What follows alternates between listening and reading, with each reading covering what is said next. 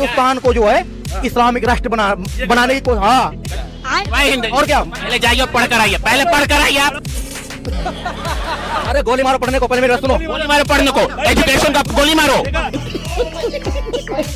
मुसलमानों से इतनी नफरत है, तुम एक बात बताओ, मुसलमानों से नफरत है, सही पकड़े हैं। गोड से तुम्हें प्यार है, हाँ मुसलमान ठीक है, प्यारे से तुम्हें प्यार है, बात तो सही है।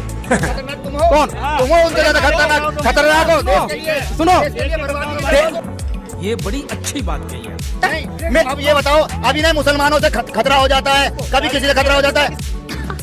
सही पकड़े हैं। गोडसे जिंदाबाद मुर्दाबाद, गोडसे जिंदाबाद मुर्दाबाद, एक बात गोडसे जिंदाबाद मुर्दाबाद, गोडसे जिंदाबाद मुर्दाबाद। मैं झूठ कह दूं? और अभी तो रुको, क्लाइमैक्स अभी बाकी है। हेलो दोस्तों, कैसे हैं आप सब लोग। तो फिर से मैं आ गई हूँ आपके साथ एक और नई वीडियो लेकर। तो वीडियो की क्लिप देखकर आप समझ गए होंगे कि आज की वीडियो कैसी होने वाली है। लेकिन उससे पहले मैं आपको बता दूं कि एक अंधभक्त बोल रहा था कि हिंदुस्तान को इस्लामिक राष्ट्र बनाने की कोशिश की जा रही है। मतलब इस अंधभक्त को आता कुछ नहीं है, लेकिन फिर भी बोलना। ये अंधभक्त बीजेपी के कट्टर सपोर्टर है। पता नहीं इन अंधभक्तों को मुसलमानों से इतनी प्रॉब्लम, इतनी नफरत क्यों है। हर वक्त बस मुसलमानों के ही पीछे पड़े रहते हैं। तो इस वीडियो में देखिए, इन लोगों ने इस अंधभक्त से ऐसे सवाल पूछे हैं कि इस अंधभक्त की बोलती बंद हो गई। और इस वीडियो में बहुत मजा आने वाला है, तो इस वीडियो को पूरा देखिएगा। तो चलिए बिना टाइम वेस्ट किए वीडियो को स्टार्ट करते हैं। अभी मजा आएगा ना भिड़ो। पिक्चर चालू करो बे। CNRC के बारे में भाई एक बात बताइए, और भी तो देश हैं, आगे आइए। और भी तो देश हैं, वहाँ क्यों नहीं जाते, हिंदुस्तान ही क्यों है? सुनो, जब बांग्लादेश दे दिया, सुनो यार तुम सुनो, हाँ ये कर लो पहले। भाई का उत्तर हम देंगे। आएगा मजा खेल का। आपके घर का, आपके पिताजी हैं, उनके पिताजी हैं, उनके पिताजी हैं, तो आपका घर एक प्रोसीजर पे चल रहा, एक सिद्धांत, एक बाइलाज पे चल रहा। सही पकड़े हैं। आप सारा प्रोसीजर तोड़ दोगे। हम कह रहे हैं, जब भारत देश आजाद हुआ, संविधान में सारे पक्ष और विपक्ष, सारी पार्टियां थी या नहीं थी? हमको नहीं पता। थी या नहीं थी, आप बताओ। मुझे नहीं पता थी या नहीं थी, लेकिन इन्हें, इनके पास लाल बहादुर शास्त्री से ज्यादा अकल है, महात्मा गांधी से ज्यादा अकल है। मतलब कैसे कैसे लोग आ गए, इन्हें तो कहते हैं मानसिक रूप से बीमार। अब महात्मा गांधी ज्यादा बुद्धिमान है। आपने बोला उन्हें गलत कैसे बोल दिया? भाई एक बात बताओ, जब उस दिन मतलब उस टाइम, अबे जल्दी बोल, कल सुबह पनवेल निकलना है। बाहर से आके यहाँ पे गजबाई हिंद यहाँ करोगे, हिंदुस्तान में गजबाई हिंद हिंदुस्तान में होगा क्या होता है गजवाई हिंद? यार? हमको नहीं पता। भारतीय धर्मशाला थोड़ी, अफगानिस्तान में जाओ ना, अफगानिस्तान चले जाओ, एक देश। अरे गजवाई हिंद बताइए यार।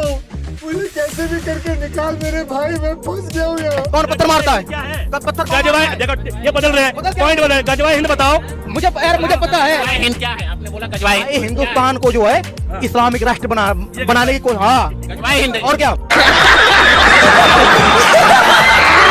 कहाँ से आप ले, आप व्हाट्सएप यूनिवर्सिटी से पढ़े हैं? सुनो पढ़े लिखे हैं कि नहीं भाई आप? मेरी बात नहीं।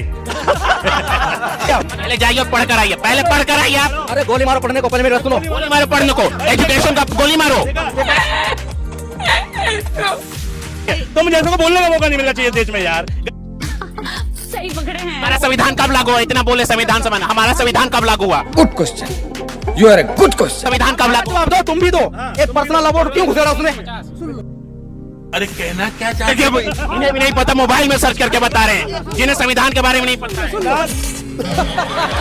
इन अनभक्तों को इतना नहीं पता कि हमारा संविधान कब लागू हुआ, लेकिन फिर भी इन लोगों को बोलना है, अपनी बेइज्जती करवा रही है। जब इस अनभक्त से पूछा गया कि हमारा संविधान कब लागू हुआ, तो ये अनभक्त गूगल करने लगा और ये अनभक्त बोल रहा था कि भारत में गजवाई हिंद किया जा रहा है। फिर जब अभिषेक भाई ने पूछा कि गजवाई हिंद क्या है, तब इस अनभक्त ने बोला कि भारत को इस्लामिक राष्ट्र बनाने की कोशिश की जा रही है। मतलब ये लोग अनभक्ति में इस कदर लीन हो चुके हैं कि इनको सही और गलत कभी समझ नहीं है। भारत संविधान 26 जनवरी 1950 को भारत का संविधान लागू किया गया और 1949 को भारत का संविधान 1949 से 50 तक बनाया गया।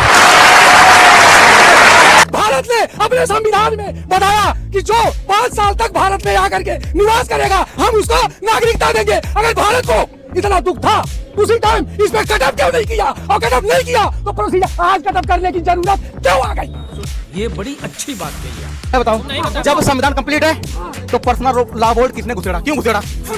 अरे कहना क्या चाहते हो? तो गड़बड़ है। यही लग रहा है, जब से हिंदू मुस्लिम कब कर रहे हैं आप? इस्लामिक कंट्री क्या क्या कर रहे हैं? आएगा मजा खेल का। रहेंगे ही रहेंगे, किसी के बाप का देश है, उनका बाप का नहीं है ना। ठीक है, बात सुनो इधर, ये बहुत बड़े हिंदू बन रहे हैं। सही पकड़े हैं। हम ये कह रहे हैं इस देश की तरक्की में मुसलमानों का भी इतना याद है। बात तो सही है। हमारे देश में भी तो मुसलमान रहते हैं ना, वो रहेंगे ना। बताओ तो बाहर से क्यों आएंगे जब अपने को बाहर चले गए?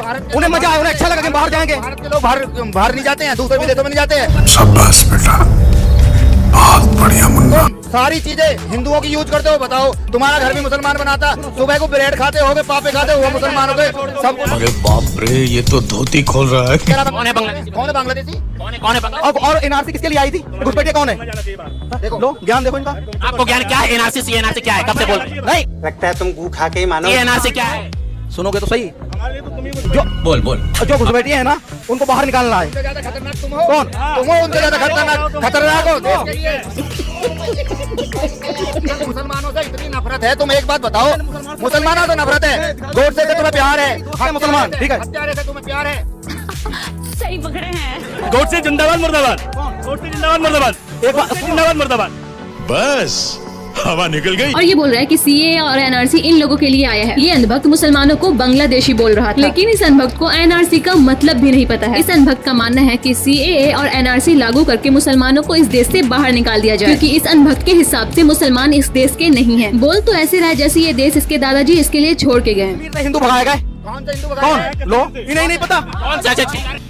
उठा ले रे देवा, उठा ले रे बाबा। अभी एक हिंदू बुलंदशहर में वाल्मीकि हिंदू, उसकी भी लड़का, उसकी औरत मर गई है। हाँ। उसका अंतिम संस्कार इन हिंदू ने होने नहीं दिया।